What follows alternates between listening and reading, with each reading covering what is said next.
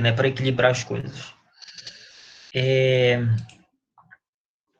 Então, né, falando sobre as motivações de nós estarmos tendo aula hoje, pedir desculpas pela ausência, mas eu poderia ter pedido para que nós tivéssemos aula na segunda-feira que vem, né, para ficar direto. Mas, além de ser cansativo, dar 4 horários direto, eu precisava ter com vocês essa aula o mais rápido possível, em virtude da atividade que vocês têm lá na plataforma, né? Eu coloquei a atividade antes de entrar em sala de aula, mas eu vou conversar sobre ela aqui com vocês, e justamente pelo fato de a atividade dialogar diretamente com a aula de hoje, eu sugiro que vocês, de fato, prestem muita atenção, que vocês que tenham lido o material, que eu sei que é um material em certo nível complexo para esse momento já de início da disciplina, mas que é ele justamente quem vai dar suporte a vocês para conseguir, né, manipular as categorias analíticas necessárias nesse momento da nossa disciplina, tá? Então, a atividade já está lá na plataforma, eu vou explicar para vocês como é que ela vai funcionar também ao final da aula, e, assim, eu espero que vocês tenham lido, né, tiveram aí mais um diazinho para isso, e, como sempre, saibam que podem me interromper a qualquer momento para que tirem as dúvidas que aparecerem durante a nossa aula, tá certo? E, de repente, eu faço umas perguntinhas para vocês no meio do caminho, como sempre, né?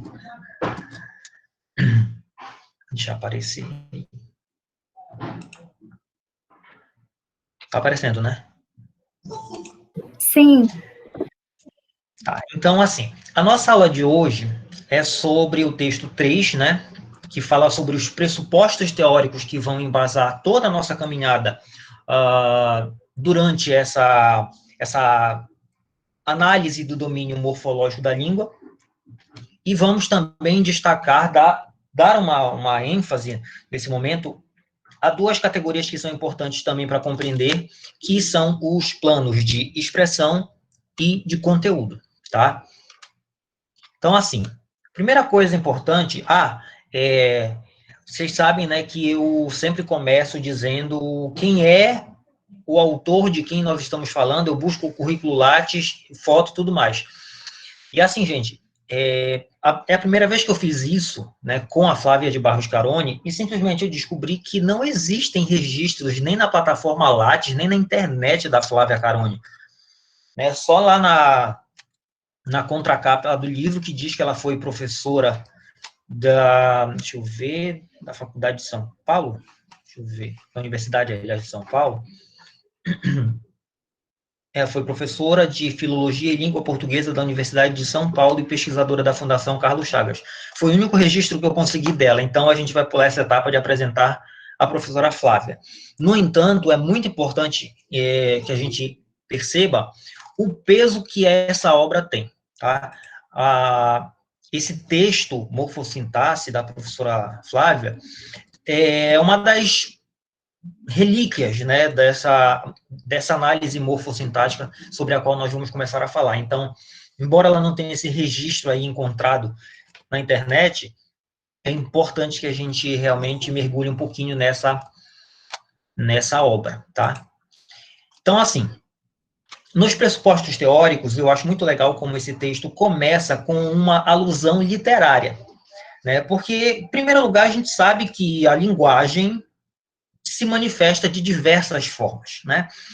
E, especificamente, ao tratar do fenômeno da linguagem, a partir do fenômeno que é colocado, exemplificado no texto do Mário de Andrade, pode ficar mais claro para nós do que esse texto vem tratar, né? E aí a gente tem, nesse trecho, a seguinte narrativa. Outro dia, maltratei bastante o valor da linguagem como instrumento expressivo da vida sensível. Quer dizer, é aquela noção de que a língua é uma forma de expressar aquilo que se sente, aquilo que se pensa, né? Então, lembrem-se daquela questão lá das funções da linguagem, função expressiva ou emotiva. Agora, conto um caso que exprime bem a força dominadora das palavras sobre a sensibilidade. Quem reflita um bocado sobre uma palavra há de perceber que mistério poderoso se intocaia nas sílabas dela. Tive um amigo que, às vezes, até na rua, parava, nem podia respirar mais, imaginando, suponhamos, na palavra batata. Ba, que ele, tá, repetia, tá assombrado. Gostosissimamente assombrado. De fato, a palavra pensada assim não quer dizer nada, não dá imagem, mas vive por si. As sílabas são entidades grandiosas, impregnadas do mistério do mundo. A sensação é formidável. Então, essa pequena narrativa traz para nós uma reflexão muito interessante sobre o que é uma palavra, né? Essa sucessão de sons que nós produzimos na oralidade, em determinado momento, tem o seu significado desconstruído. Porque se a gente pensa na palavra batata, eu tenho uma coisa. Eu consigo criar, a partir dela, uma imagem mental do que seja uma batata. Só que quando, a partir desse texto, nós refletimos na segmentação dela, no ba para um lado, e um tá para o outro, e o outro tá para o outro lado, percebam que, como o próprio texto diz, ela não quer dizer nada. Não há uma imagem quando eu penso nessas sílabas jogadas a esmo. E isso chama a atenção pela questão da linguagem e como ela pode ser expressiva. Poxa, batata é composta desses três elementos, ba, tá e tá. Mas sozinhos, separados, eles não dizem nada. Que mistério é esse que envolve a linguagem, que permeia a língua? Então, como uma forma, obviamente, de nós começarmos as nossas discussões, como é que vocês descreveriam a experiência que foi narrada nesse texto? De que forma vocês acreditam que seria possível nós enxergarmos que alguém para do nada e começa a refletir sobre a construção de uma palavra, sobre a estrutura composicional de uma determinada palavra? Essa experiência narrada, ela está centrada em quê? Ela está centrada na estrutura ou no significado dessa palavra? E, por fim, a palavra pensada assim não quer dizer nada, não dá imagem. Esse trecho que está lá no texto permite uma referência a qual dicotomia sou-siriana? Eu quero a participação de vocês. Como é que vocês descreveriam, em primeiro lugar, a experiência narrada? Esse momento que é aludido pelo texto para nós. Alguém se voluntaria? Ou eu vou na dedocracia? Galera de literatura precisa se antenar, né? Nesse momento, na realidade, eu considero que todos vocês são de letras, né? Independente se são de literatura ou de linguística. Mas percebam que, para ser bons professores de literatura, eu preciso ter domínio sobre questões linguísticas, e para ser um bom linguista, eu também preciso dominar questões literárias. E aí a grande questão é, que experiência é essa narrada para vocês? Vocês que estudaram recentemente, inclusive, literatura, podem me dizer, por exemplo, de que forma esse texto, essa ideia de reflexão sobre a língua, sobre a linguagem, dialoga com a escola literária na qual o Mário de Andrade se insere?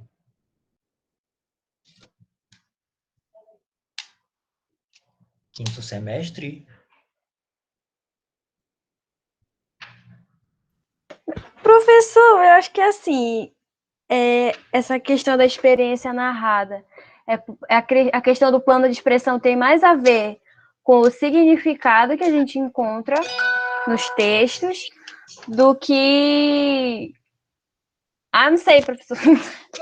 Não sei, tu tem que falar para ninguém, porque ninguém tava falando. Não sei. Bora tentar desmembrar. Essa experiência narrada para vocês, né, esse momento que é contado para nós, o que ele significa para vocês? O que ele demonstra para nós, seres humanos, falantes de uma língua? Será que não significa nada? Será que ele estava doido? Será que ele estava bêbado?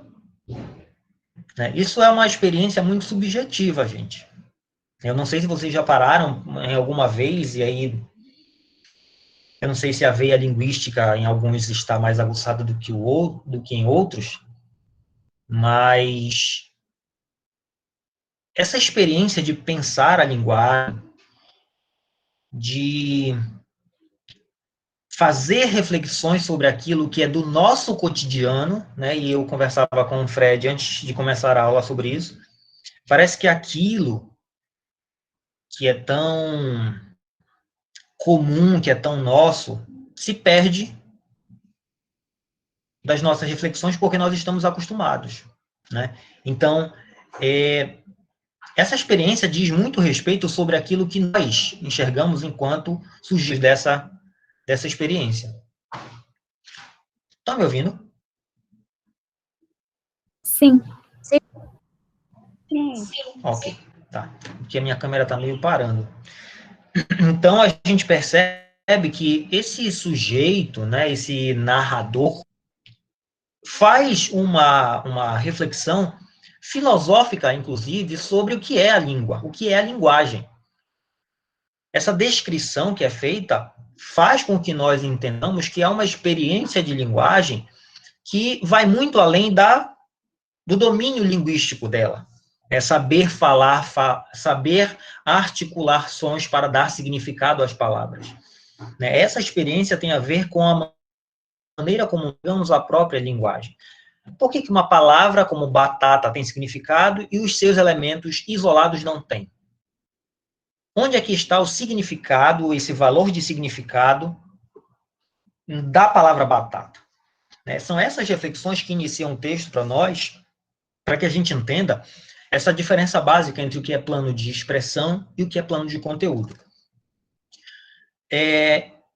Aí eu vou engatar para a pergunta que a Estela começou a responder. Essa experiência que é narrada, que é contada, essa reflexão que é ensaiada no texto, ela está muito mais centrada para vocês na estrutura ou no significado da palavra? Significado. Eu acho que na estrutura. Significado? Estrutura? A Lana disse estrutura, a Estela disse significado. Alguém mais para adiantar? Eu acho que os dois, professor. Olha, temos aí uma terceira voz para bagunçar tudo. Eu acho que Se for para escolher, eu vou no significado. eu vou no da estrutura, porque eu acho que como ela vai falando as estruturas separadinhas, isso depois faz com que a gente possa analisar o significado. É exatamente isso, Fred. A reflexão começa na estrutura, né, porque ele vai pensar, ele imagina a segmentação, e a partir dessa divisão silábica da palavra, ele vai perceber que há um esvaziamento de significado. Então, esse pensar sobre a palavra começa no seu elemento estrutural e parte para uma reflexão acerca do significado dessa palavra. E aí a gente percebe que nessa reflexão, nesse jogo de pensamento sobre o que é estrutura e o que é significado da palavra, eu pergunto a vocês, essa palavra pensada não quer dizer nada, não dá imagem, para vocês é uma referência a qual dicotomia saussuriana? Chama a linguística Significante e agora, significado, aí. professor? Exatamente. Vocês devem lembrar que nós temos aí duas categorias dicotômicas a partir dos estudos saussurianos, que são as unidades que compõem o signo linguístico, né? Esse significante como imagem acústica e o significado como sendo o conceito, aquilo que nós temos como ideia do significante. Essas duas estruturas são os dois lados de uma mesma moeda, e essa moeda recebe o nome de signo linguístico. Então, primeira reflexão é essa. Nós estamos aí falando de signos no sentido de que existem duas unidades importantes. Uma que diz respeito à sua estrutura e outra que diz respeito ao seu significado. Então, percebam aí que quando nós fazemos uma reflexão básica sobre qualquer entidade linguística, qualquer entidade sígnica da língua, nós estamos pensando que a sílaba, por exemplo, é uma construção de um, dois ou mais fonemas articulados. Pensa lá no ba, ta, ta. Eu estou diante de 3 sílabas. E nessas sílabas há uma articulação, né? Uma dialoga, uma está unida à outra de alguma forma. Só que percebam, gente, que essa articulação não ultrapassa os limites do campo a que pertencem as unidades não significativas. Ou seja, percebam que eu não consigo atribuir nem ao ba, nem ao tá, nem ao segundo tá, nenhum conteúdo significativo. Ou seja, eu estou olhando para essas 3 entidades que compõem a palavra batata, apenas um olhar para o seu plano de expressão. Expressão no sentido de a maneira como nós conseguimos exprimir os sons dessa palavra. Então, percebam que quando eu falo de sílaba, eu estou falando de um componente da língua que para no plano da expressão. Junto às sílabas, nós temos a noção de fonema. Eu lembro bem que na nossa primeira aula, inclusive, nós falamos, retomamos o conceito de fonema como sendo a menor unidade sonora distintiva de uma língua. Mas percebam uma coisa, o fonema ou a sílaba isolados não possuem nenhum significado, tá? Lembrem comigo de uma coisa, se eu pegar as palavras mata e bata, eu só consigo distinguir o significado a partir da troca de um dos fonemas. Mas quando eu olho só para o me e para o b, esses sons sozinhos, isolados, não possuem significado algum. Eles conseguem atribuir um significado ao conjunto, mas o fonema em si, o som isolado, não possui de forma alguma qualquer significado. Há exemplos lá no texto, como o caso do som a, da palavra agora, e também da sílaba fraz no verbo sofrais, né, do verbo sofrer. Então, a primeira coisa que a gente precisa enxergar é que o plano de expressão é um nível de análise no qual nós não temos necessariamente qualquer conteúdo, qualquer significação. Alguma dúvida aqui, gente? Não, professor. Tá, então vou continuar. Então, sempre pensem na ideia de que o plano de expressão diz respeito justamente à produção sonora, a esses traços sonoros de que a língua dispõe, mas que não necessariamente signifiquem algo. E aí nós vamos para a outra parte. Se nós entendemos o sintagma como qualquer construção em qualquer nível resultante da articulação em unidades menores, a sílaba para nós é um sintagma no plano de expressão. Em primeiro lugar, vamos lá. Vocês devem lembrar, lá de Linguística 1 também, que uma outra dicotomia saussuriana são o sintagma e o paradigma. O paradigma tem a ver com aquele chamado eixo das escolhas. Já o sintagma, o eixo das combinações. O que significa isso? Significa dizer que, linearmente, os sons, as sílabas da língua, se organizam de forma linear.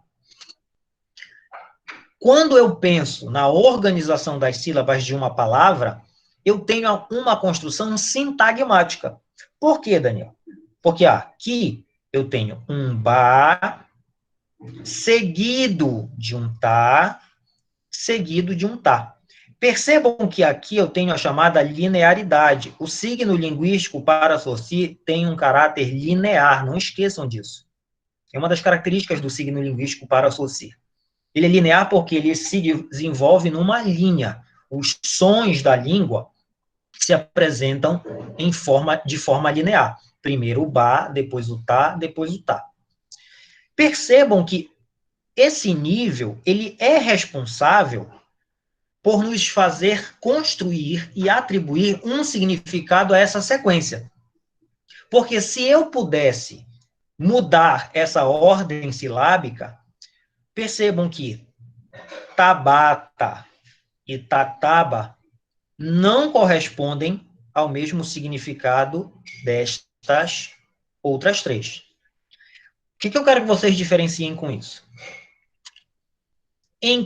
Vou fazer uma pergunta agora que não é retórica. Em qual das três existe plano de expressão para vocês?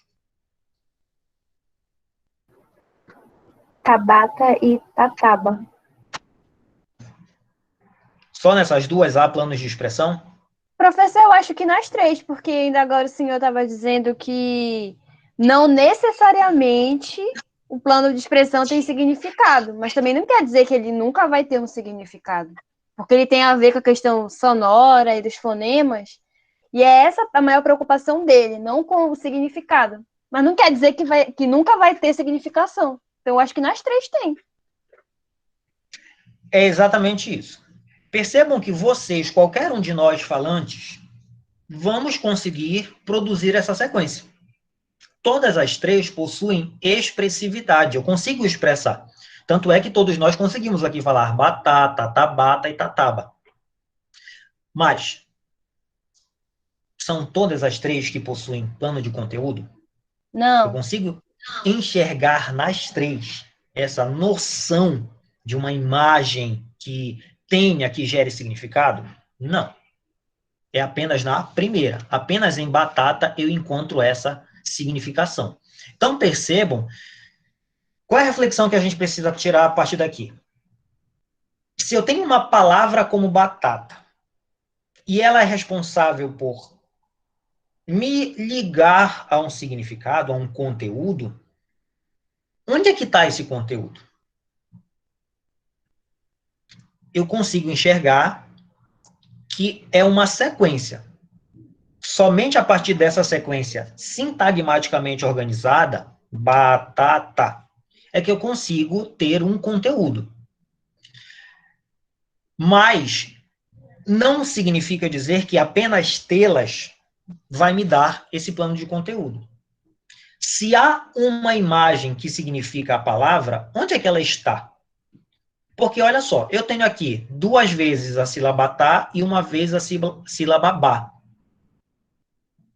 Eu não posso organizá-las de qualquer forma para ter a palavra que eu quero.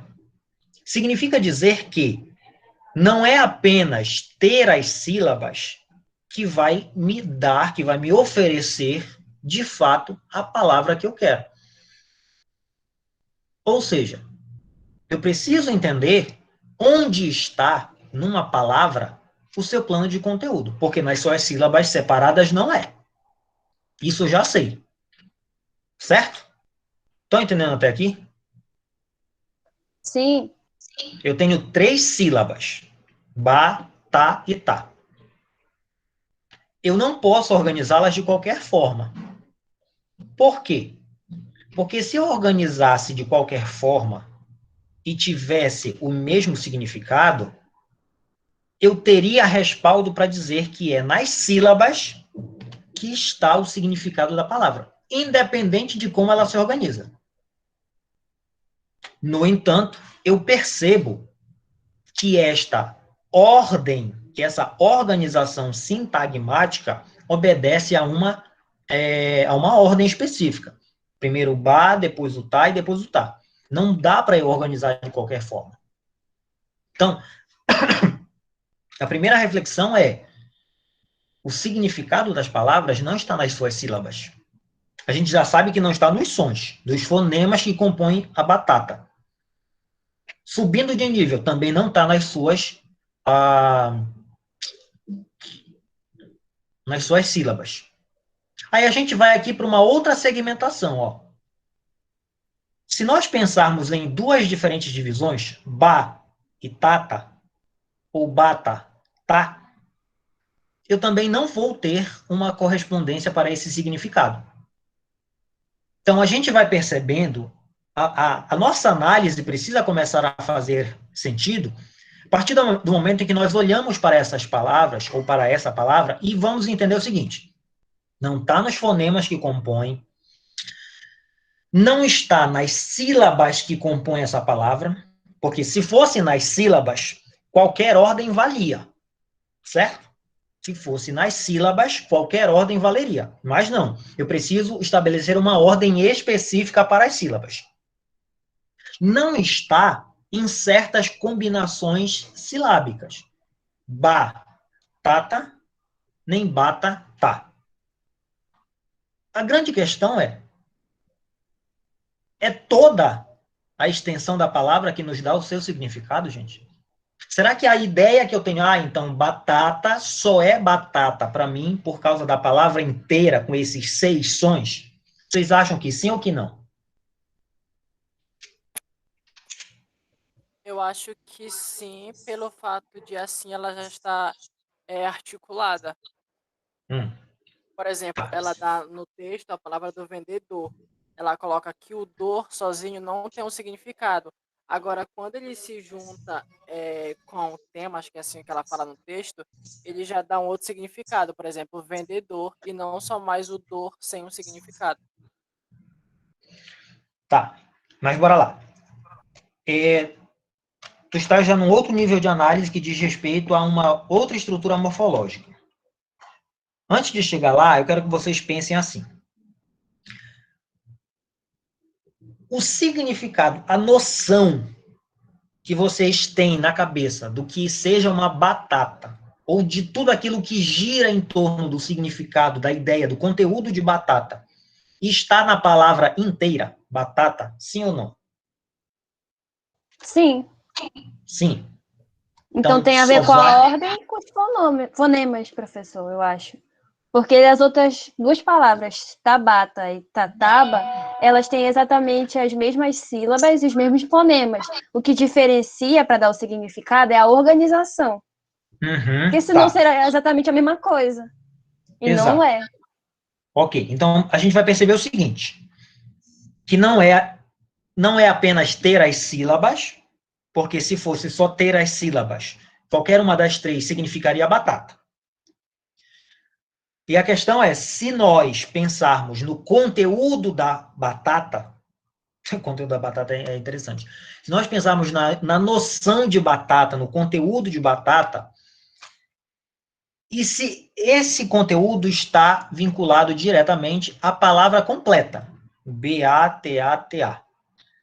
A reflexão que eu quero que vocês entendam é o seguinte, se eu digo que é só a palavra inteira, batata, a gente precisa fazer uma reflexão. Existem outras palavras que contêm essa mesma ideia sem ser igual à palavra batata. Olha só.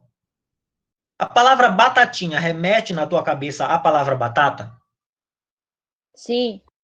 Sim. Olha só, tu estás me dizendo o seguinte. Batatinha remete à batata, só que a palavra em si, batatinha, não é idêntica à palavra batata, certo? Vocês conseguem perceber isso? A palavra batata não é idêntica, não é gêmea, não é Ctrl+C, Ctrl+V de batatinha. A palavra batatal não é idêntica à palavra batata, embora esteja lá dentro esse batata. O mesmo raciocínio vale para a palavra batateiro. Na palavra batateiro, eu não tenho a palavra inteira batata escrita. Qual é o raciocínio que eu preciso que vocês tenham? Se batatinha, batatal e batateiro conseguem guardar, conseguem manter, melhor dizendo, a mesma ideia da palavra batata, a gente precisa fazer uma dedução óbvia. A noção, o conteúdo, a ideia central de batata não está na palavra inteira. Por quê? Principalmente em batatinha e batateiro, isso está muito claro. Porque a palavra batata... Deixa eu pegar aqui a caneta. Porque na palavra batatinha, eu não tenho o A bem aqui, ó. Na palavra batateiro, eu não tenho o A bem aqui. E mesmo assim, vocês conseguem fazer referência à noção de batata. Então, eu quero que vocês enxerguem que a ideia que contém na palavra batata não está nela inteira. Tá certo? Existe dentro dessa palavra uma parte dela, uma segmentação dela, que nos dá essa imagem de significado. E essa imagem é justamente essa bem aqui, ó, onde termina o T. Porque se eu colocar batata, batatinha, batatal, batateiro em batatar, vocês serão automaticamente levados a lembrar da ideia de batata. Sim ou não? Sim, professor. Então, percebam que aqui nós estamos falando de uma maneira de expressar, porque todas elas representam expressões da palavra, mas consegue carregar também a noção, a ideia central do que seja batata. Vejam que aqui eu tenho o segmento batate, vai até aqui, ó, vai até esse T. O segmento batate se articula ao segmento A. Então vejam que eu estou mostrando para vocês que existem, na realidade, duas principais entidades, duas formas de expressão que se articulam para gerar significados. Esse mesmo elemento, por exemplo, esse A, a gente pode encontrar em palavras como mesa, como laranja e como verdura. Olha só, em todas elas eu encontro essa letrinha, este som, dependendo da perspectiva, que demonstra para mim que ela é um elemento que se relaciona, né, que se articula com a noção central da palavra em si, seja ela mesa, laranja ou verdura. Esse segmento batate também se articula a inha, a ao e eiro. E essas três partes, estes três segmentos, também podem ser encontrados, gente, em palavras como, ó, mesinha. Eu pego o mesa, bem aqui, ó. Mesa, tá bem aqui. E junto com inha, de batatinha. Eu posso pegar laranjal e perceber que larange, de laranja, se soma ao que eu encontrei em batatal. E posso perceber que em verdureiro, eu posso segmentar em verdur e acionar o elemento eiro, que eu posso, de repente, ter roubado de batateiro. Ou seja, esses segmentos, inha, ao e eiro, carregam significados. Eu consigo dizer que, por exemplo, batatinha e mesinha são duas entidades que carregam juntas uma noção de significado, de pequenez. E vocês sabem claramente que eu consigo fazer isso com inúmeras outras palavras. Certo? Casinha, rosinha, carteirinha e assim por diante. Eu posso pegar batatal e laranjal e perceber que as duas noções são preenchidas por um segmento que indica plantação de. batatal, laranjal, bananal e assim por diante. Eu posso encontrar em verdureiro a junção de um segmento que faz referência à verdura e o seu vendedor, assim como em batateiro, que é o vendedor de batata. Relojoeiro, que pode ser quem faz ou vende relógio, mas aí são outras discussões que a gente vai ver mais tarde.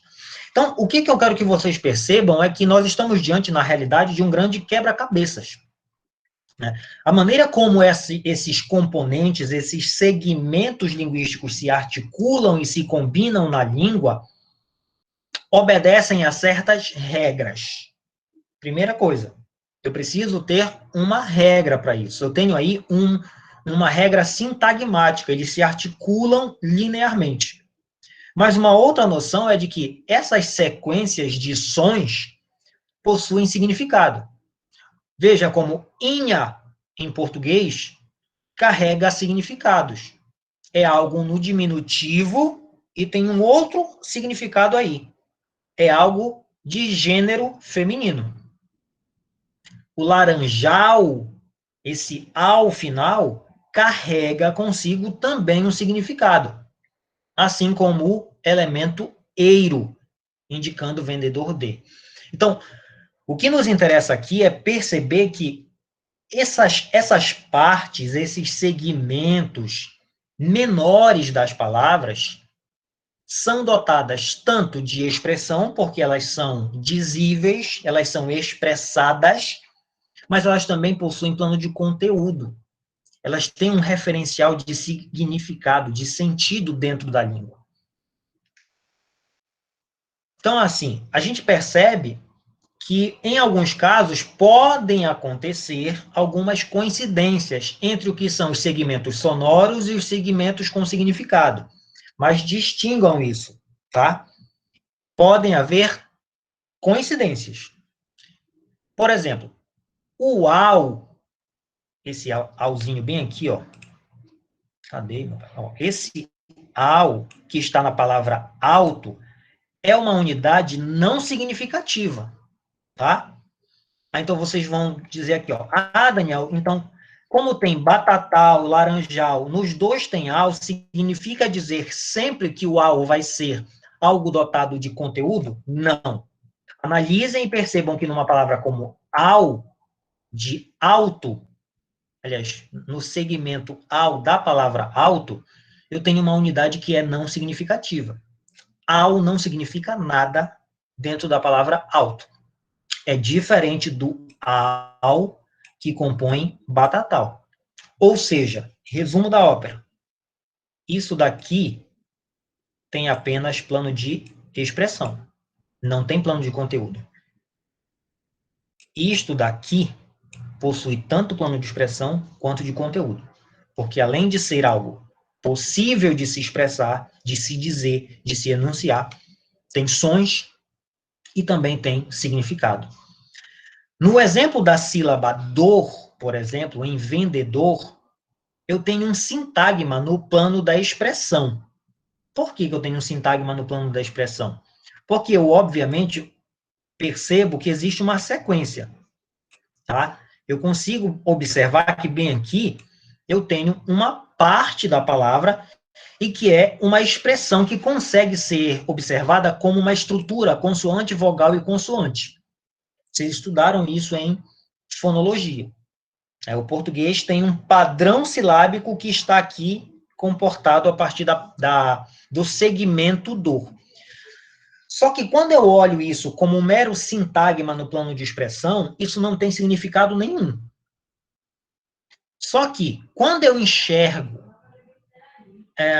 esse segmento como unidade significativa, eu vou entender que dor consegue pertencer ao plano de conteúdo. Por quê? Porque quando ele é articulado ao tema de vender, no caso, vende é o tema. Deixa eu conseguir escrever. Vende é o tema, ele vai indicar para nós uma ideia específica.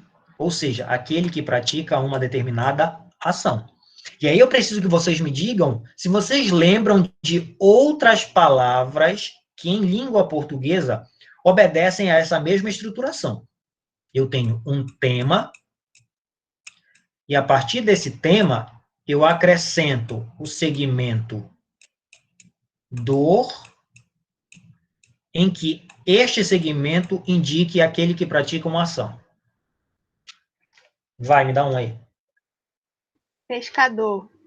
Comprador. Pescador, muito bem. A outra, comprador, aquele que pratica a ação de comprar. Vejam só, eu consigo perceber que é como se eu estivesse montando pequenas partes de um quebra-cabeça, né? Que esse segmento, quando visto a partir do plano de conteúdo, ele consegue me atribuir um determinado sentido, ele tem um significado próprio, né? Eu posso olhar apenas como plano de expressão, posso, mas ele não vai ter significado nenhum. Ele apenas é uma estrutura, componente da palavra, em que lá eu tenho ali a ordem consoante, vogal, consoante no padrão silábico. Mas eu consigo enxergar que este mesmo elemento é dotado de um significado, porque ele carrega consigo algum indicador de conteúdo. Questões? No momento não, professor. Muito bem. Então, assim, o traço que permite a distinção entre esses dois planos é de natureza qualitativa, tá? A ausência ou presença de significado, tá? Vocês vão... Que isso? Vocês vão Flex, o perceber a microfone tá diferença ligado aí. Dá pra ouvir tu ralhando com o teu cachorro. entre ano e outro. Ralhando é ótimo, né? Eu gostei dessa variante para brigar. E deve estar aí. Bom, se eu conseguir. Enfim, então, a ausência ou presença do significado é o que distingue esses dois planos. Tá? As unidades significativas são signos, porque nelas se solidarizam as duas entidades das quais nós já falamos, o significante e o significado, que são a dupla face de uma mesma entidade. E essa entidade se chama...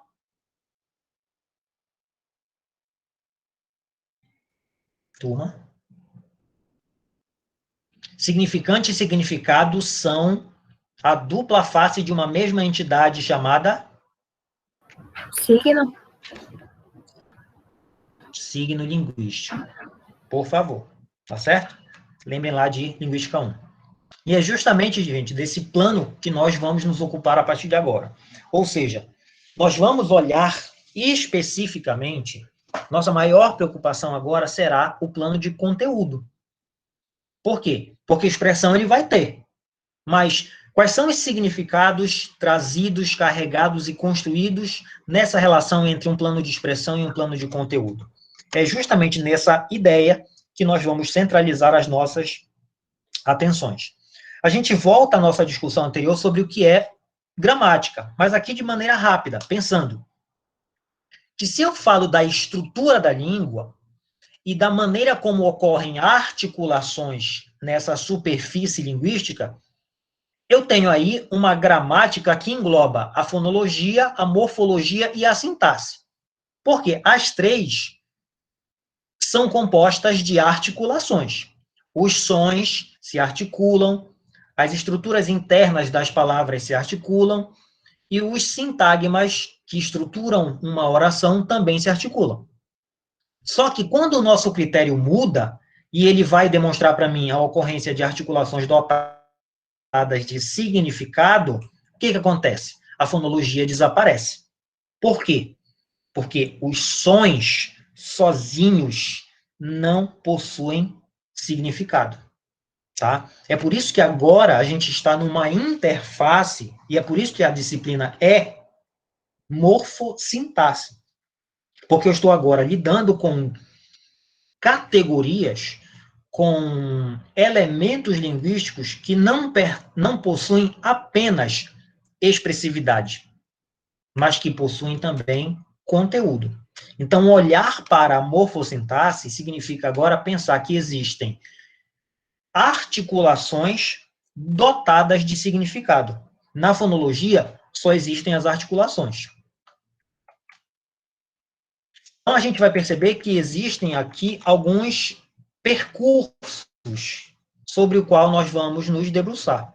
A gente vai iniciar o nosso primeiro nível de análise, é o nível do morfema. Tá? É a menor unidade com a qual nós vamos trabalhar. Aí tu pode me perguntar assim, Daniel, então quer dizer que um morfema é maior do que um fonema? Não necessariamente. Eu posso ter um morfema de um som apenas. Volta à aula anterior. Numa palavra como casas, esse S final, fonologicamente, é um som. Mas ele também é um morfema. Por que ele é um morfema? Porque ele traz para mim um determinado conteúdo. Esse conteúdo diz respeito a indicar um número plural para casas. Eu tenho, depois do nível do morfema, o nível da palavra, em seguida o do sintagma, em seguida o da oração, e por fim o do período.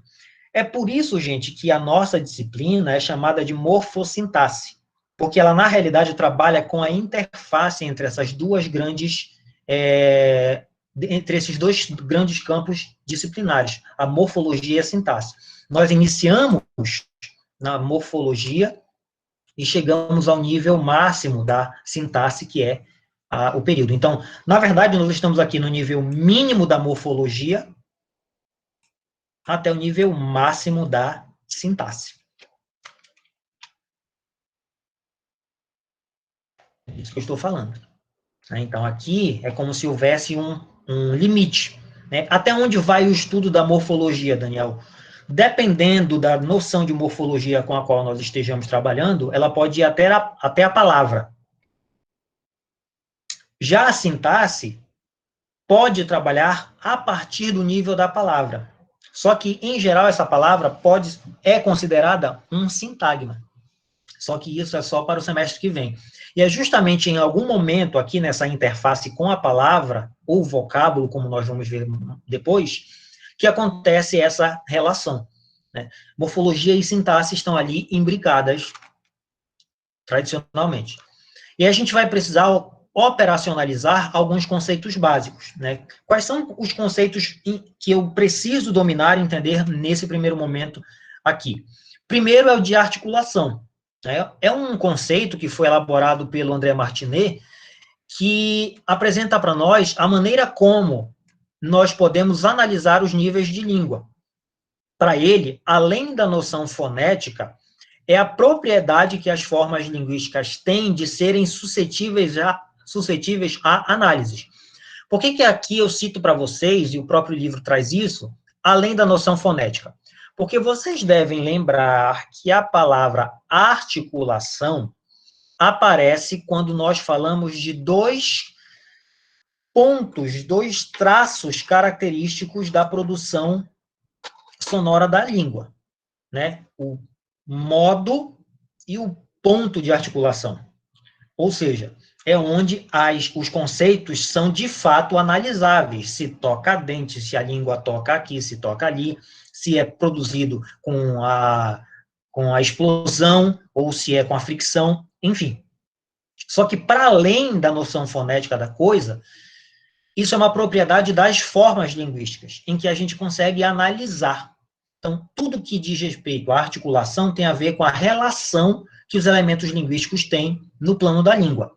E aí a gente vai para o André Martinet, que lá em 67 estabeleceu a chamada dupla articulação da linguagem. Numa primeira articulação, ele diz que nós trabalhamos com as unidades significativas, ou seja, o chamado plano de conteúdo. E depois, numa segunda articulação, nas unidades sonoras que pertencem ao plano da expressão. E aí, eu não sei se vocês que leram o material tiveram a mesma impressão que eu tive nas primeiras vezes que eu peguei esses conceitos na minha cabeça. Porque, vejam só, geralmente nós estudamos primeiro fonética e fonologia e depois estudamos a morfologia e a sintaxe. E aí eu sempre me perguntava assim, por que o conteúdo é a primeira, e o som, que é o plano fonético-fonológico, é a segunda. E a operação, o raciocínio é basicamente o seguinte: mentalmente, e a gente já discutiu isso na perspectiva gerativa na aula passada, mentalmente, eu já tenho os significados prontos. A coisa já está pronta na minha cabeça. Os significados dessas unidades, dessas segmentações, já estão todos prontos na minha cabeça. Então, a primeira articulação diz respeito ao modo como essas articulações acontecem mentalmente para as partes das palavras. Num segundo momento, é numa segunda articulação que eu consigo oralizar, vocalizar, dar som a esse elemento. Então, é por isso que o plano de conteúdo, porque a mente humana já trabalha o que eu quero dizer, antecede, obviamente, o plano da expressão, que é esse plano do dizer. O plano mental é anterior ao plano da expressividade, desse ato de dizer. E outra questão importante é a ideia de função.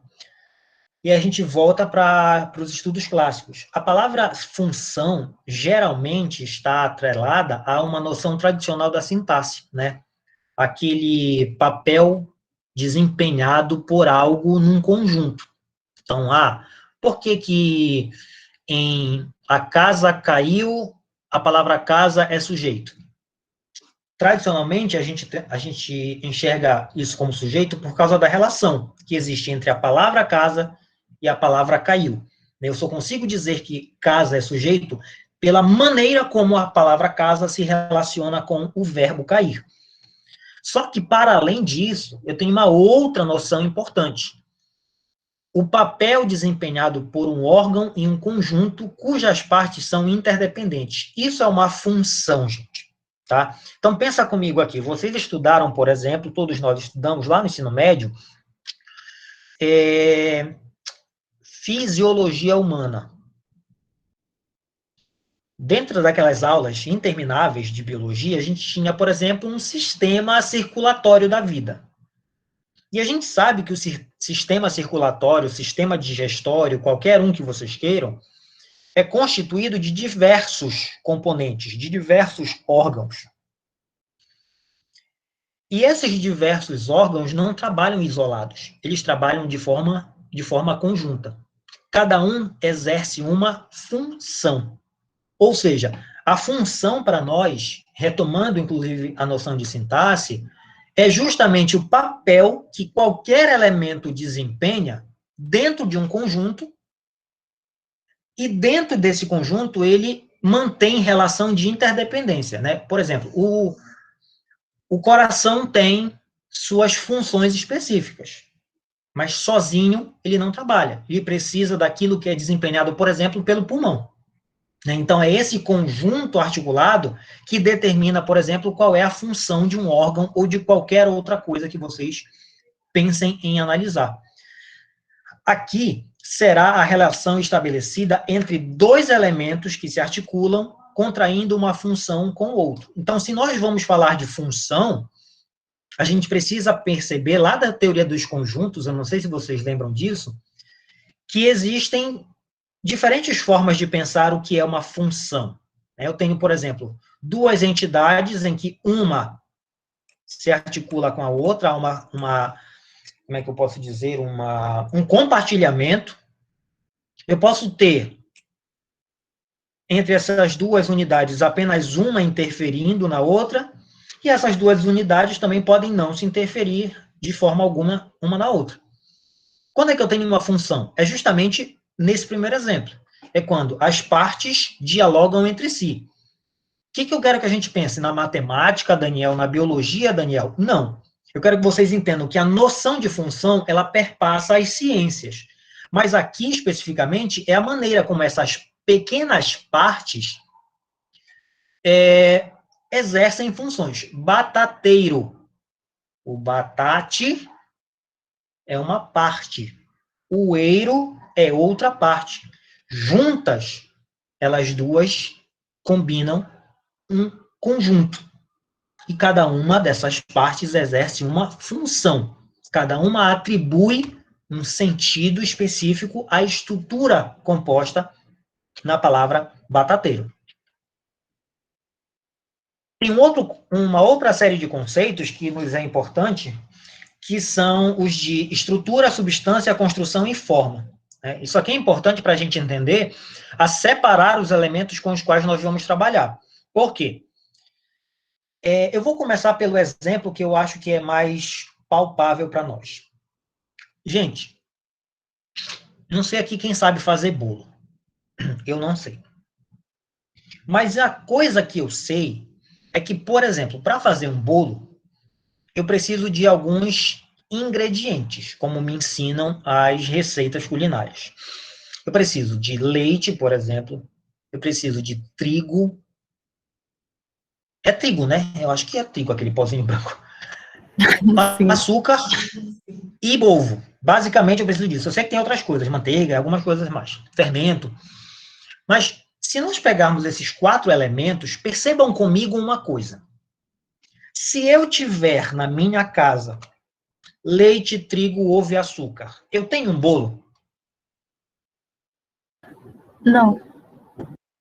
Não, eu não tenho bolo. Primeira coisa importante, ter leite, trigo, ovo e açúcar não significa dizer que eu tenha um bolo. Por que eu não tenho um bolo, Daniel? Porque eu preciso que esses ingredientes se combinem para formar um bolo, certo? Eu preciso misturar esses ingredientes para formar um bolo. Só que entendam uma coisa. É misturando de qualquer forma que eu vou obter o bolo? Sim ou não? Não. Não. Também não. Eu vou precisar, além de ter os ingredientes, eu preciso obedecer a uma determinada forma de organizar esses elementos. Então, essa é uma alusão, uma comparação que eu trouxe, mas o texto traz para vocês outras duas. Né? Uma é sobre o esqueleto humano, se eu não me engano. Deixa eu ver se eu acho aqui. E a outra é sobre a construção de uma casa. Para quem leu, deveria ter me ajudado. Então, situando vocês, o que seriam essas 4 diferentes categorias das quais nós acabamos de falar? Primeiro, a estrutura, gente, é esse conjunto de relações que se estabelecem entre as partes de um todo. Então, não basta eu ter o leite, o trigo, o ovo e o açúcar. Eu tenho que ter essa relaçãozinha em azul aqui. Eu coloquei até nas cores específicas. Para eu ter o todo, eu preciso ter uma estrutura. E nessa estrutura se relacionam as diferentes substâncias. A estrutura é o conjunto de relações que se estabelecem entre partes de um todo. Então, eu tenho os ingredientes unidos. Mas eu não vou unir qualquer coisa. A gente não dá para jogar, por exemplo, 1 quilo de sal, 2 quilos de pedra aqui dentro. Eu tenho que ter substâncias específicas para fazer o que eu quero. A substância, então, que é esse elemento mais em vermelho, é o conjunto de elementos que estabelecem entre si relações para constituir uma estrutura. Então, eu vou ter o leite, o trigo, o ovo, o açúcar, sendo unidos numa estrutura que vai gerar uma construção. Essa construção é o objeto criado pela atribuição de uma estrutura à substância. Ou seja, o bolo, que é essa construção, nada mais é do que a junção de substâncias numa determinada estrutura. E eu tenho ainda, por fim, a forma, que é justamente o fator abstrato de um feixe de relações que constitui a construção. Gente, aqui é de fato que reside o passo fundamental para construir o bolo. Porque, por exemplo, eu sei que tem uma ordem. Eu vou usar leite, ovo, trigo e açúcar para fazer o bolo. Eu sei que eu tenho que organizar isso numa estrutura. Só que pensem, não dá para misturar de qualquer jeito, em qualquer ordem. Eu tenho que obedecer a certas organizações. Então, é misturar primeiro uma coisa com outra, e depois jogar outra, e depois misturar outra, e assim por diante. Isso é a forma. Esse fator abstrato, que inclusive não cabe aqui, porque não dá para estabelecer necessariamente uma ordem na demonstração aqui que eu escolhi para vocês. Mas existe um feixe de relações. Eu tenho uma ordem necessária para que eu tenha, de fato, essa organização. O exemplo da casa talvez seja mais positivo nesse sentido. Eu posso ter tijolo, cimento, tábua, prego, ripa, perna manca. O que mais? Sei lá. Martelo. Para construir a casa. Construir é a construção casa que eu quero. Eu tenho todas as substâncias e eu sei que eu preciso ter uma estrutura, levantar isso. Não dá para eu começar pelo telhado. Certo? Não dá para eu começar com a parede do quarto e depois ir para a parede da sala que fica a, sei lá, 10 metros de distância. Eu tenho que seguir uma ordem. E é essa a ideia da forma. Né? Que caminho eu vou seguir para estruturar a minha construção? E, gente, fixem muito bem essa ideia, porque é daqui que sai o núcleo da atividade de vocês. Tá? E o que eu quero que a gente pense com essas relações de estrutura, de substância, de construção e de forma? Que nas relações que as palavras estabelecem na língua, no uso cotidiano da língua, eu posso pensar, por exemplo, que numa passagem da música Cálice, alguém conhece essa música, gente? Você não conhece a música Cálice? Ah, muito bem. A música Cálice é um hino, né, da luta contra a repressão na ditadura civil-militar. Existe um momento da música que ele joga, né, e aí é legal a gente pensar nesse jogo fonológico. A palavra é cálice, de taça, mas há aí uma ambiguidade possível, de cálice, silencie-se, e ele diz assim: Pai, afasta de mim esse cálice de vinho tinto de sangue. Eu tenho aqui, olhando para mim, aquilo que nós, a partir do exemplo anterior, chamaríamos de quê? Estrutura, substância, construção ou forma para vocês? Eu digo, vinho tinto de sangue. O que eu tenho aqui? Estrutura, substância, construção ou forma? Eu acho que é uma construção. Todos d'accord? Tudo d'accord?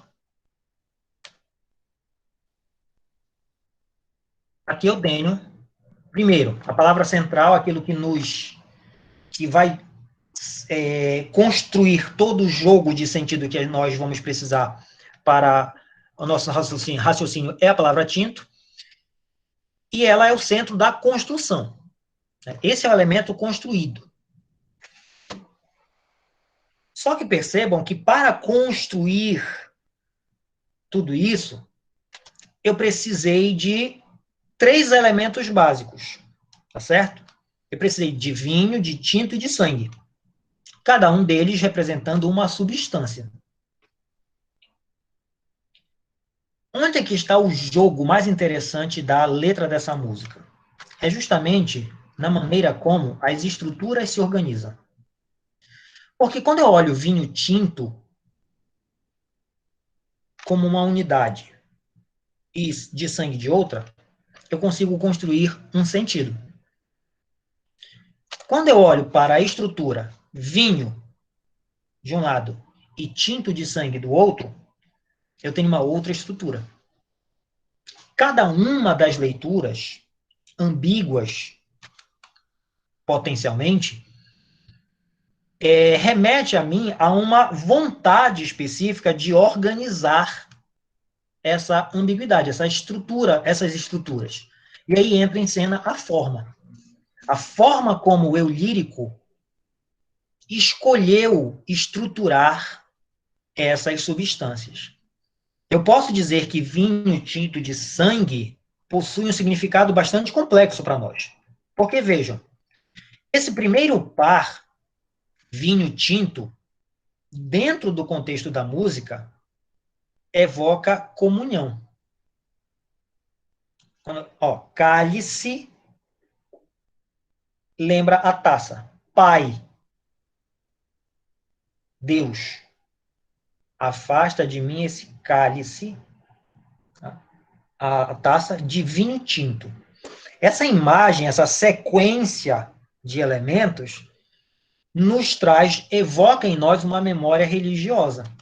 Pai, afasta de mim esse cálice de vinho tinto, a bebida, o sangue de Cristo. Eu tenho um outro ponto que diz tinto de sangue. Esse tinto de sangue representa para mim o corpo que está tingido de sangue. Uma referência ao corpo de Cristo ao ser crucificado. Então percebam que quando eu uno essas duas estruturas, eu tenho uma construção que remete à leitura de paixão de Cristo, de tortura, que é o salto para o momento político que estávamos vivendo. Então, olhe para a relação desses functivos, né? Por quê? Porque eles exercem funções específicas. Eu tenho uma estrutura que consegue mostrar para mim diferentes modos de organização dessas estruturas.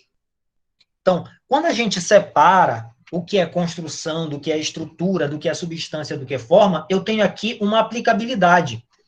Explicar para o meu aluno de que forma os sentidos se constroem nas relações da língua. E aí eu tenho aqui claramente por que essa noção da grande estrutura, aliás, da construção, essa é a construção sobre a qual eu vou me debruçar. Eu tenho um elemento central, funcional, mais particular, porque tudo gira em torno da palavra tinto, porque o tinto pode ser um adjetivo de vinho, ou ele pode ser uma forma nominal do verbo tingir. Certo? Ok até aqui? Sim, professor. Sim. Alguém mais? Pois é, então vejam como é importante nós entendermos as relações construcionais e de estrutura na língua. Tá? Então, o que a gente percebe é que análise, gente, que é o que nós acabamos de fazer nessa construção, é um método cartesiano, e aí vem do René Descartes, né? Dessa ideia de estruturar o pensamento de forma lógica, de forma organizada, na realidade diz respeito a quê? O que é uma análise, Daniel? É quando eu organizo o conhecimento a partir da ideia de que as partes de um todo podem ser decompostas sem que eu perca a relação que elas mantêm entre si. Então, vejam, o que a gente acabou de fazer? A gente desmembrou as estruturas, né? Vimos as substâncias, vinho, o tinto e o de sangue, e percebemos que existem diferentes formas de elas se relacionarem. Existem relações ali dentro que nós não podemos perder de vista. Então, vejam que nesse nível fica claro para nós a importância de nós fazermos uma análise bem feita. Nós estamos falando aqui de profissionais futuros ou já atuais de letras. Então, descrever para nós nada mais é do que analisar a partir da observância sucessiva das partes do todo. O que a gente está fazendo aqui? Nós estamos aprendendo, gente, a fazer análises para saber fazer descrições. Lembrem-se que nós já discutimos o que é a gramática normativa do que é a gramática descritiva. Qual é o foco da nossa análise aqui? Não é fazer referências, estudos minuciosos sobre a gramática tradicional. É olhar para a língua e ver como as suas partes se combinam, são capazes de ser decompostas para descrever como é que essa língua funciona. Ah, Daniel, mas isso aí não está de acordo com a gramática normativa. E aí? somos cientistas, o objeto está na nossa frente, não podemos nos negar a olhar para o fato em si. E nosso papel é descrever a partir de uma análise científica. A síntese pressupõe a análise, mas não o inverso. E o teórico, o pensador James propõe que nós percorramos esse sentido, que nós percorramos esse sentido oposto, sim. Então, se eu posso dizer que a síntese pressupõe a análise, para James eu posso dizer, sim, que a análise pressupõe a síntese. Eu posso criar generalizações. Eu posso entender, por exemplo, que em português, aquela marca dor que indica alguém que faz algo, vocês me disseram lá, pescador, comprador e o exemplo vendedor. Olha qual é a síntese que nós podemos ter a partir da análise. E esse elementozinho que indica aquele que faz algo, sempre vem ao final da palavra. Estamos sintetizando um dado que a língua nos apresenta. Por isso é que nosso lugar aqui, como linguistas, é o de descrever a língua. Descrever no sentido de analisar e de criar alguma lei, alguma regra, compreender como é que essa língua funciona. Né? E aí é aquilo que o Fred conversava antes de começarmos a aula. Olhar para a nossa língua é um pouco difícil, né? Porque os dados já são parte da nossa vida. E aí é legal a gente pensar no nosso papel enquanto pesquisador. O distanciamento, geralmente em pesquisa de campo isso é muito visível, nosso distanciamento é importantíssimo. Né? É tentar se distanciar ao máximo da realidade para observar da forma mais, entre aspas, porque isso não existe, neutra possível. Né?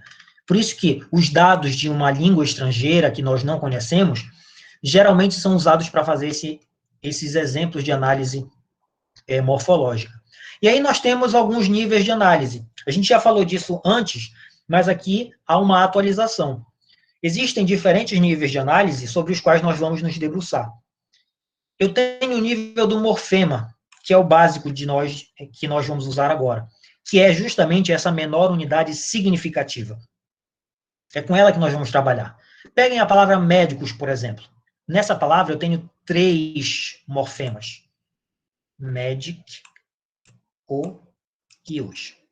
Cada uma dessas partes, cada um desses morfemas tem um significado específico. Eu tenho também o nível do vocábulo, que é essa unidade constituída de morfemas e que se articulam com vocábulos. Então, pensem numa palavra como médicos ilustres. A palavra médicos é um vocábulo, porque aqui está constituída dos 3 morfemas, e percebam que com outro vocábulo consegue estabelecer outras relações. A palavra médicos está no plural. A palavra ilustres, por concordância, por articulação com outro vocábulo, vai para o plural.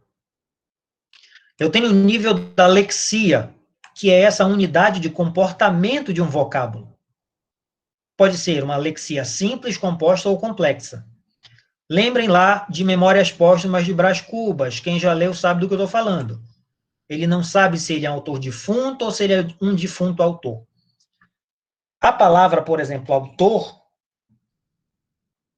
ocupa diferentes posições e, de forma automática, ganha diferentes significados. Por quê? Sendo nuclear ou periférico, eu tenho aqui um comportamento. Aqui eu tenho diferentes comportamentos do vocábulo. Ele é núcleo ou ele é periferia? Ele pode ser, por exemplo, o sujeito ou objeto. O autor terminou o livro, eu entrevistei o autor. Eu tenho um vocábulo composto, como água de cheiro, que se comporta como uma unidade apenas, né? A água de cheiro está pronta, a água de cheiro está cara. Ou eu posso ter uma unidade complexa, como Deus nos acuda, que pode funcionar, inclusive, como um sintagma inteiro. É uma estrutura cristalizada, como nós chamamos, uma expressão idiomática. Eu tenho nível do sintagma, que é uma construção no plano das estruturações sintáticas, tendo geralmente as lexias como constituintes. Então, por exemplo, foi um Deus nos acuda, ou o autor escreveu 10 livros em 2 anos. Essa estrutura de sujeito, de predicado, de objeto, tudo isso aí pertence à organização de estruturas sintáticas, com nomes, com verbos, com preposições, adjetivos, funcionando como núcleo de sintagmas. Mas aqui, gente, é só a nível de conhecimento para vocês agora. Por quê? Porque o sintagma é a unidade mínima de análise da sintaxe, que é o que vocês terão no semestre que vem. E, por fim, a oração, né, que essa é a maior estrutura onde se articulam minimamente um sintagma nominal e um sintagma verbal, trocando em miúdos um sujeito e um predicado. Mas, tecnicamente, dentro da perspectiva da gramática gerativa, nós temos aí um sintagma nominal, que é um constituinte que exerce a função de sujeito, e o sintagma verbal, que é um constituinte onde está centralizado o verbo. Então, para que servem esses recursos gramaticais e essas descrições que nós vamos empreender a partir de agora? A descrição das línguas deve conduzir a uma sistematização e classificação de todos os seus aspectos, inclusive dos recursos gramaticais de que o sistema dela dispõe. Então, ao olhar para uma língua, eu preciso perceber como esse sistema está organizado. Quais são os elementos que constituem, de que forma eles se organizam? O verbo vem antes ou depois do sujeito? Há uma preposição ou há uma posposição? A marca do plural vem onde? Vem no nome, vem no verbo, vem nos dois? Vem antes da palavra, vem depois dela? E assim por outras regras. O linguista, o estudioso Eduardo Sapir, propõe uma classificação de línguas a partir dos recursos gramaticais que essas línguas têm. E, gramaticalmente, as línguas se diferenciam pela seleção dos recursos que utilizam e pela frequência com que se valem deste ou daquele. E aí eu acho que vocês, pelo menos que estiveram comigo em História e Diversidade, lembram, por exemplo, de tipologia linguística. Existem ordens sintáticas que são predominantes em algumas línguas. No português, por exemplo, é a estrutura SVO. Mas existem línguas SOV, existem línguas OVS. Tudo isso é parte de todas as línguas. Elas todas têm uma organização. Mas o padrão de organização é de cada língua.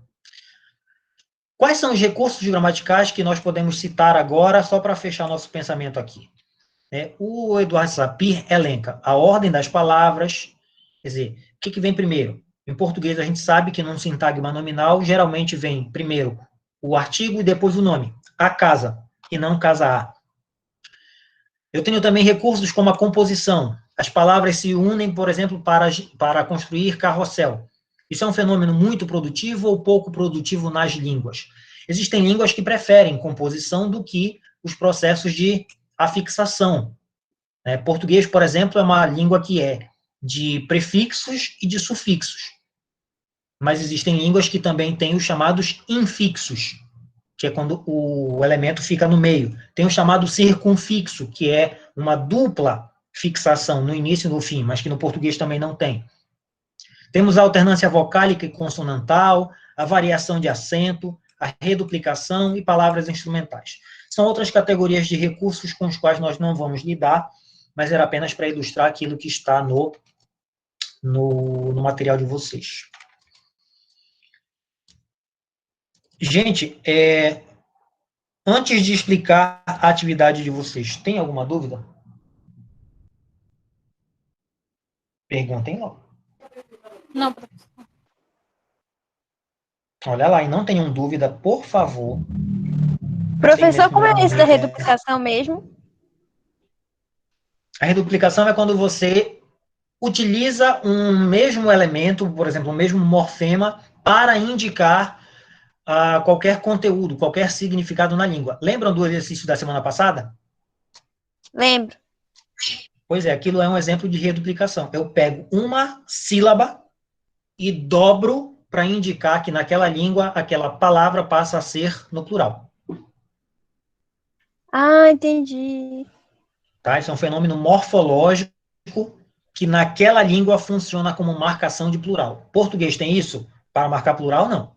A gente tem reduplicação em outras instâncias, mas não para marcar plural. A gente geralmente usa a reduplicação para marcar ênfase. Algo mais? Beleza, era isso, professor. Obrigada. Nada. Então, gente, antes de... Eu ainda Aliás, tenho sobre o significado. Eu posso perguntar ainda? pode.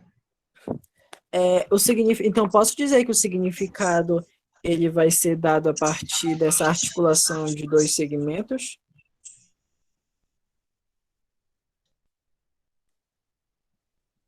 Não. Não, porque você pode ter o significado sem necessariamente articular.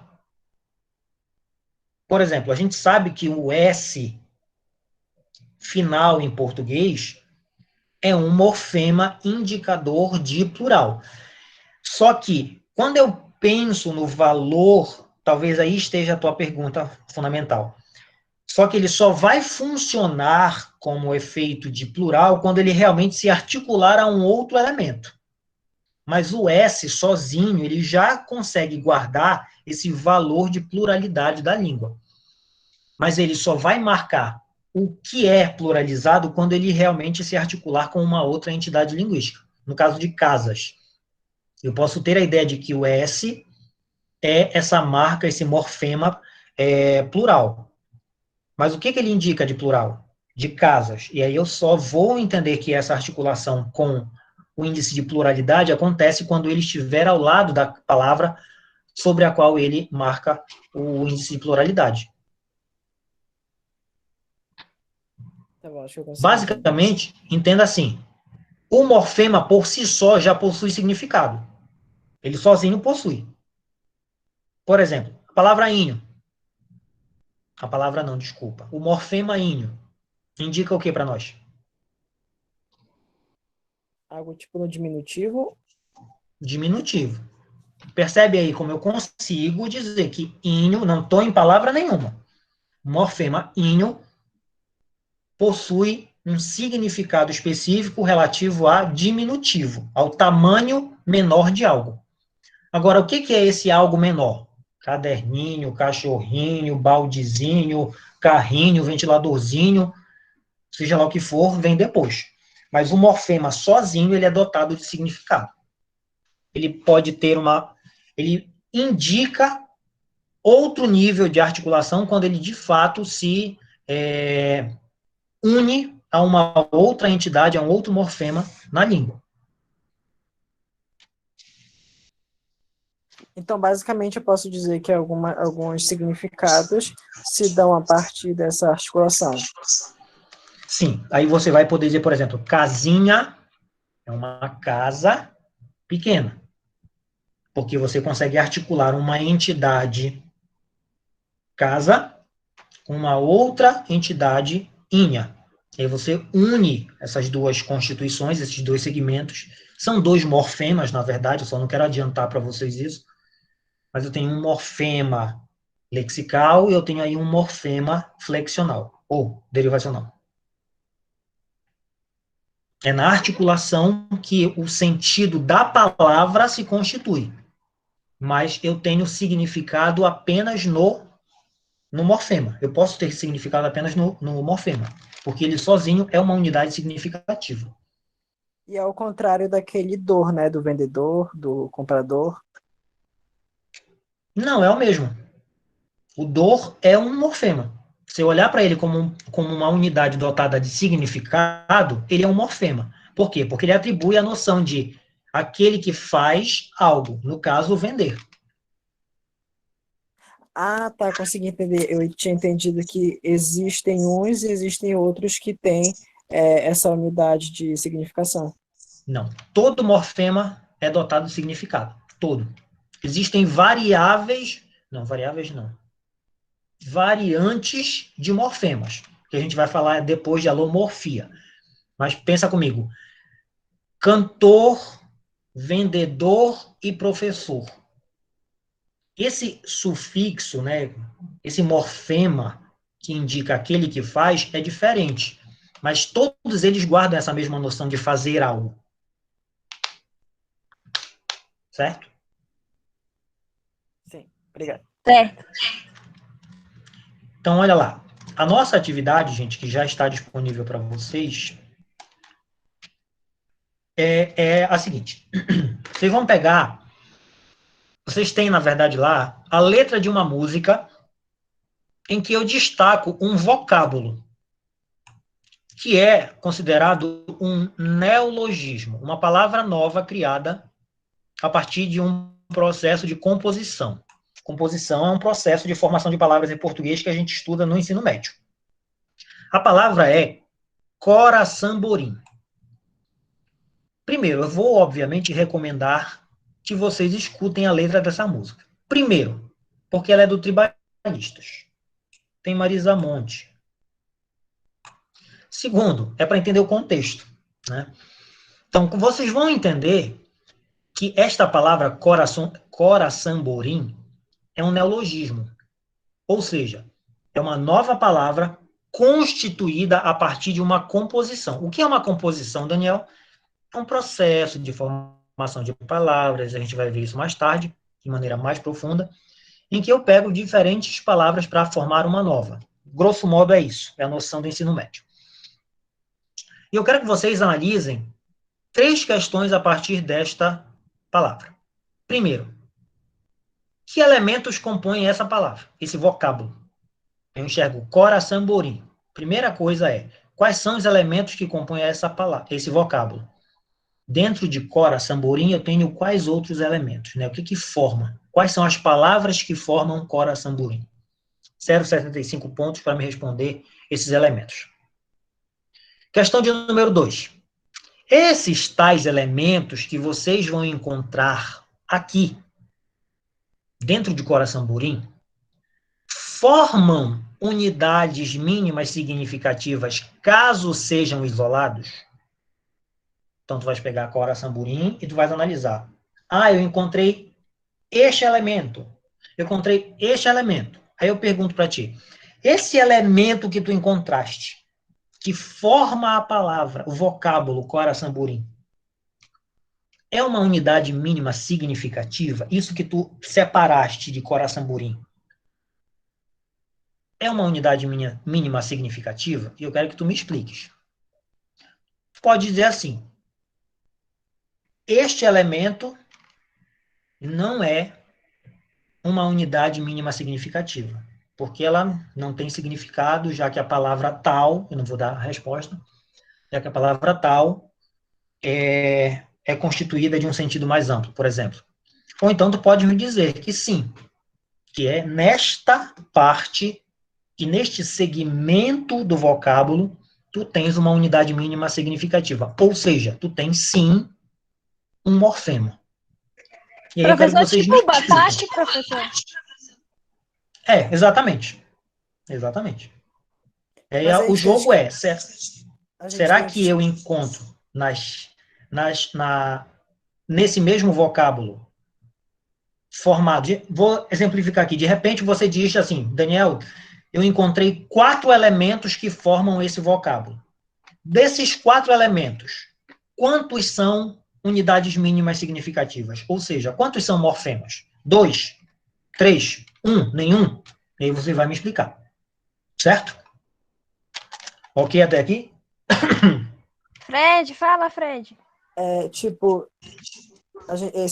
sobre essa segunda, tem que ser nesse vocábulo ou a gente pode pegar cada um, só nesse, no caso, né? Nesse vocábulo aqui, especificamente nesse. Certo? E essa questão vale até 1,25 centésimos.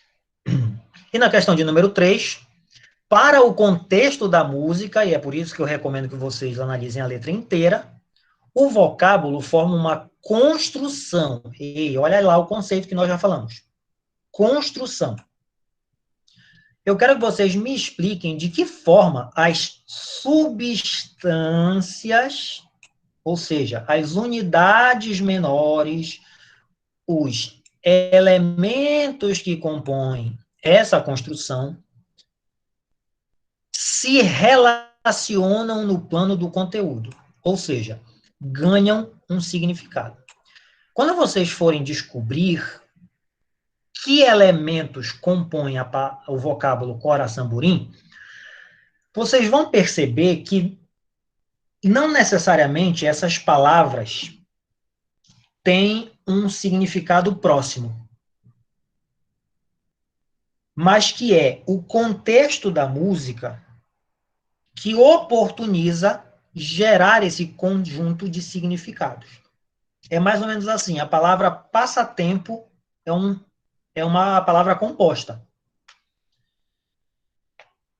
de passa e de tempo.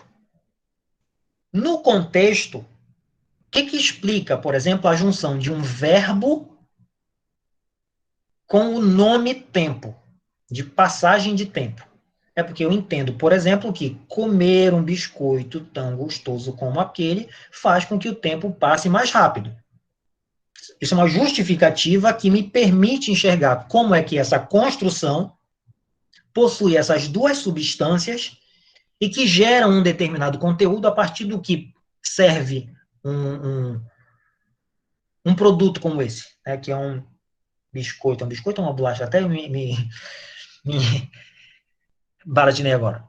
Então, o que me interessa é que vocês expliquem por que a construção dessa estrutura é válida, porque eu tenho aqui elementos completamente diferentes, eu tenho palavras que são usadas para construir esse vocábulo, que são palavras completamente diferentes, mas que dentro da música ganham um valor de aproximação. Eu consigo aproximar essas palavras todas numa palavra só, porque o contexto da música me permite fazer isso. E por isso vocês têm aí até 2 pontos, caso façam uma análise adequada. Dúvidas?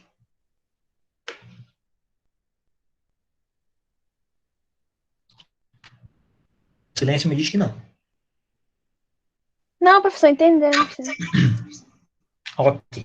Então, gente, como eu havia dito para vocês, né, aquela nossa primeira atividade era uma atividade básica, porque vocês estavam começando, né, era a primeira semana, então a gente tinha que pegar leve. Mas agora a gente já lançou um olhar um pouco mais apurado, mais aprofundado, mais científico da coisa. Então, eu peço a vocês que, primeiro, leiam o material, tá? Isso é indispensável. Eu vou disponibilizar, obviamente, a aula, então vocês podem recorrer a ela novamente. E, óbvio, podem me procurar aí pela plataforma para tirar quaisquer dúvidas que vocês tenham com relação à atividade. Tá? Ela vale até 4 pontos, ela é individual e ela pode ser entregue até terça-feira que vem, se eu não me engano. Sim, sem mais questões, acabamos por aqui. Tá certo? Ok, professor. Obrigada. Boa noite. Então, tenham todos uma boa noite, se cuidem e até segunda-feira, se Deus quiser. Saúde para nós. Boa noite, professor. Boa noite, gente. Boa noite, professor. Tchau. Tchau.